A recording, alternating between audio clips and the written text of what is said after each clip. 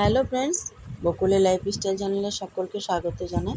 সকলকে জানাচ্ছি good morning. সকাল সকাল আজকে বেশ ভালোই রোদ্দুর উঠেছে, আর আমাদের এখানে মোটামুটি 40 ডিগ্রি মতো তাপমাত্রা ছুঁয়ে গেছে। আজকে হচ্ছে বুধবার কিন্তু আরও বেশি প্রখর রোদ আছে। কালকে যেরকম ছিল আজকেও সেরকম রোদ্দুরটা আছে। তো সকলকে সাবধান করা হচ্ছে যে বাইরে বেরোবেন না, কিন্তু তা করলে তো আর চলবে না।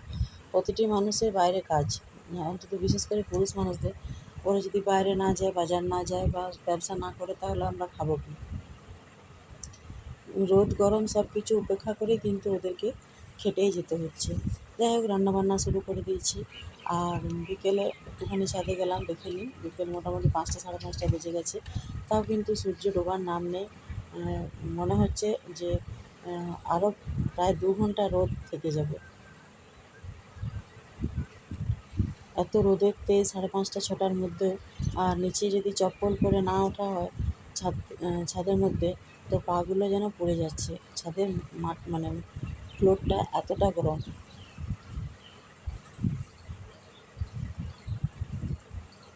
প্রায় 6টা বাজে, কিন্তু এখন 6টা মানে অনেকটাই বেলা থাকে। প্রায় 2 ঘন্টা এখন বেলা রয়ে গেছে। মানে প্রায় 8টা পৌনে 8টা নাগাদ মনে হয় রাত্রি হবে। কি পড়লে বলে দাও তো। তারপর বাচ্চাগুলো যে টিউশনে আসে, টুইন বেবিগুলো, ওদের সঙ্গে খানিকক্ষণ মজা করলাম। বসার জায়গা নেই, তোমাকে দাঁড়িয়ে থাকতে হবে। আর আজকে রাত্রে ডিনারের জন্য একটা রেসিপি শেয়ার করব। সবসময় যদি রুটি খেয়ে বোর লাগে, তাহলে এই রেসিপিটা আপনারা বানিয়ে নিতে পারবেন। তো এখন একটু এদের সঙ্গে মজা করে নিই। দুটো বাচ্চা একই রকম এর আগে ব্লগে দেখিয়েছি। আর একজন ওঠে তো ও ওঠে, আর ও বসে তো ও বসে। একই রকমভাবে দুজন দৌড়াদৌড়ি হ্যাঁ, করে। তুমি এখানে বসো, ছটপটে। ভাইকে বসতে হবে না।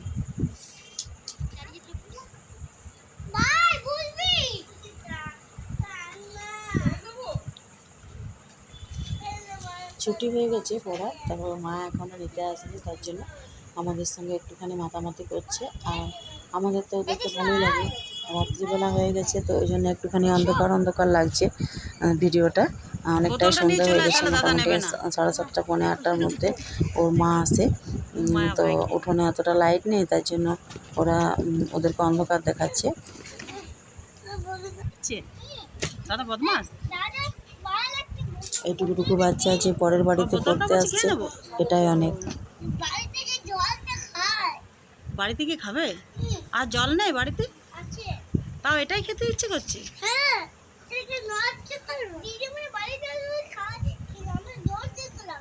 ও, ওই জন্য নিয়ে এসেছো? যাই হোক, মোটামুটি কটা বোতল বাড়ি এনেছো? চলে যাবে। তারপর আমি রাত্রে যেটা বানাবো ডিনারের জন্য, সেটা বানাবো। আর মোটামুটি কোনো দিন আমি মুগ ডালটি খাবার এরকম করেই থাকি। মাঝে মাঝে এরকম মুগ ডালটি খাবার করলে সকলে খেতেও পছন্দ করে। রুটি সবজি থেকে একটু বাঁচতে ইচ্ছে করলে এভাবে আপনারা খাবারটি বানিয়ে নিতে পারেন। তো দেখুন বাবুটা জুতোটা যেভাবে ঝাড়ছে, যেভাবে করছে, এইটুকু একটা বাবু কত সুন্দর, কিন্তু ওরা অ্যাক্টিভ হয়ে গেছে যে নিজে নিজে এভাবে পড়তে হয়, এভাবে তুলতে হয়।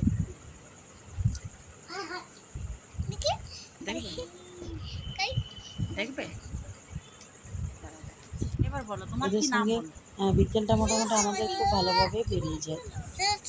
শ্রেয়সী মাঝি দেখাচ্ছে। দুজনেই মোটামুটি বেশ ছটপটে, যে পরের বাড়িতে এসে একটু যে অপরিচিত ভাব, সেটা কিন্তু ওদের মধ্যে নেই। ওদের সঙ্গে অনেক গল্প হলো, তারপর ওরা বাড়ি চলে গেল। এবার আমি যেটা বানাবো রাত্রে, সেটা বানিয়ে ফেলবো এবার। তো দেখুন, এখানে আমি সুজি, ময়দা, বেসন নিয়েছি, আর আটা নিয়েছি। ময়দা নিইনি, আটা, বেসন, ময়দা আর সুজি।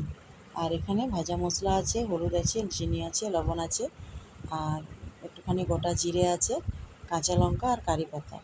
আর যে উপকরণটা নিয়েছিলাম, ভুলভাল বলে ফেললাম, নিয়েছিলাম সুজি, বেসন আর আটা।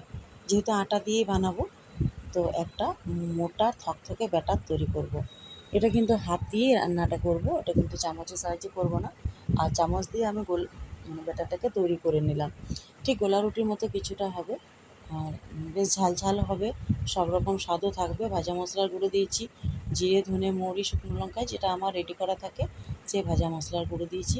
তার সঙ্গে কয়েকটা কারি পাতা দিয়েছি, চাইলে আপনারা ধনে পাতা দিতে পারেন। আর দেখুন একটু একটু করে ব্যাটার নিয়ে আমি কিন্তু বড়ার আকারে দিয়ে দিচ্ছি।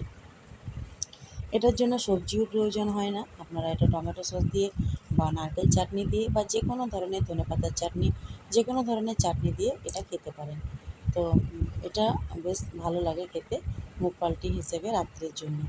তো আমি দিয়েছিলাম ভাজা মশলার গুঁড়ো, যেটা বললাম হাফ চামচের মতো, গোটা জিরে ছিল হাফ চামচ, পরিমাণ মতো নুন ছিল, হাফ চামচের মতো মানে হলুদ ছিল। তো এবার উপর থেকে একটুখানি সাদা তিল দিয়ে দিচ্ছি, যাতে করে টেস্টটা আরও ভালো হয়। একইভাবে সবগুলোকে বানিয়ে নিলাম। তো কেমন লাগলো অবশ্যই জানাবেন আজকের ব্লগ।